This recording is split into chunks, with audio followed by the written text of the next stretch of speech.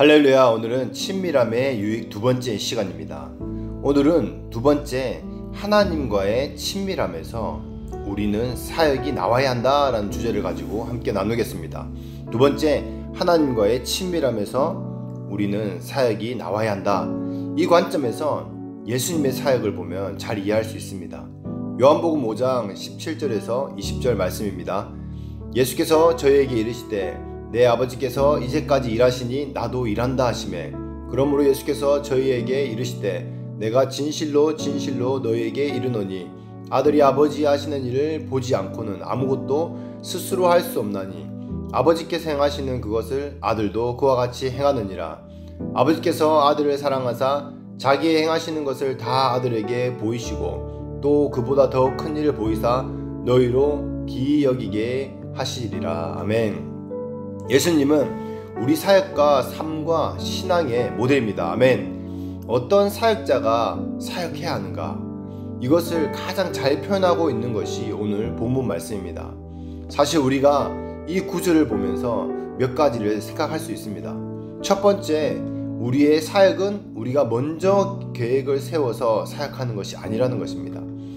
하나님이 먼저 계획을 세우시고 우리에게 그 일에 초청하실 때에 우리는 순종하며 나아갈 때 그것이 가능한 것입니다. 두 번째로는 자신의 자원으로 사역하지 않았다는 것입니다. 자신의 계획을 세우고 자신의 힘과 능력 안에서 하는 것이 아니라는 것입니다.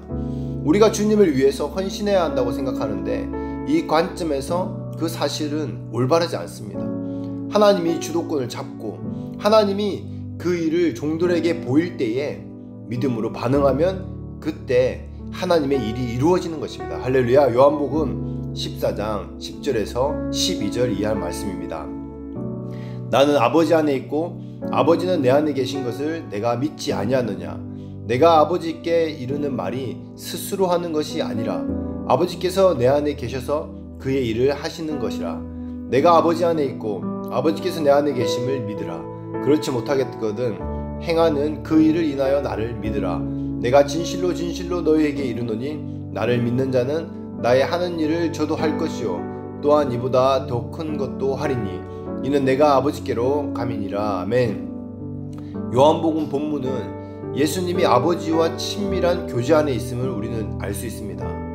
그러면서 아버지가 예수님 안에 계셔서 그 일을 하셨다라고 말씀하고 계십니다. 하나님 아버지께서 친밀한 교제 안에서 예수님께 그 의중을 보이신 것입니다. 예수님이 아버지의 그 의중을 알고 그것을 가르치고 말씀하셨다는 것입니다. 11절에 행하는 그 일을 인하여 믿으라 라고 말씀합니다. 그러면서 너희도 나를 믿는 자는 나의 하는 것을 할 것이며 더 큰 일도 할 것이다 라고 말씀합니다. 할렐루야. 우리 또한 예수님이 하신 것처럼 사역을 감당해야 한다고 말씀하는 것입니다. 아멘. 그리고 우리가 이렇게 사역할 때에 예수님이 감당한 사역을 감당할 뿐만 아니라 더 큰 일도 감당할 것이라고 말씀하는 것입니다. 친밀함 가운데서 성령이 행하시는 것을 보면서 그 일에 동참해야 합니다. 하나님의 일과 사역은 그분이 주도권을 가지고 성령의 능력으로 하시기 때문에 인간의 능력이 있지 않습니다.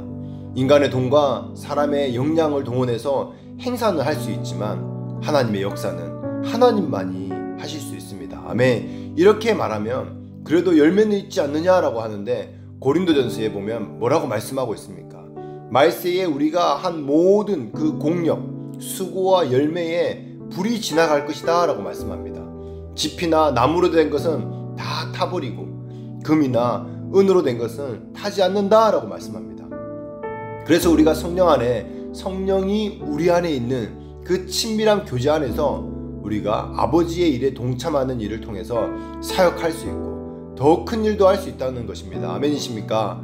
바울은 이런 열매를 꿈꾸었습니다. 고린도전서 2장 3절 말씀입니다.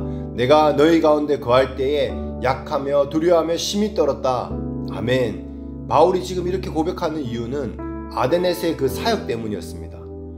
그리스 그 아데네에서 그 메시지 복음적이었고 아주 부활의 메시지였습니다. 너무 훌륭한 메시지였습니다. 스토아파, 에피크루스 학파 그 대상으로 하는 사역이었습니다. 바울은 이 사역에서 열매를 맺지 못했습니다.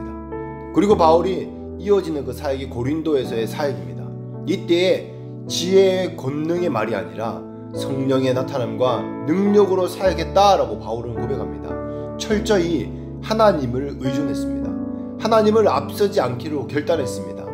우리들의 사역이 나의 형편, 가진 것, 능력, 가능성을 판단하고 추진하는 그 고질적인 그 병폐에서 이제는 성령님께서 지금 말씀하시는 것인가? 하나님의 계획은 무엇인가? 확신하면서 그냥 시작하는 것입니다. 사실 우리가 나의 주도권을 가지고 주님을 위하여 어떤 계획들을 막 세웁니다. 주님을 위해서 주도하며 나아가는 것은 사실은 온전한 사역이 아닙니다. 우리는 하나님이 앞서 가실 때, 우리가 그 일이 하나님의 일임을 알고 그때 우리는 자유하고 평안합니다. 주님이 이끄시기 때문에 그렇습니다. 진정한 목회, 사역이란 하나님의 의도를 알고 하나님의 작정된 이 계획을 발견하고 그 부르신 목적을, 그 일을, 사역을 따라가는 것입니다. 할렐루야! 사역은 우리 일이 아니라 주님의 일입니다. 그런데 다 하나님의 일이라고 하면서 내가 짊어지고 있습니다. 그래서 순식간에 탈진하고 지치고 그러는 것입니다. 그래서 주님의 일임을 우리는 반드시 기억해야 됩니다.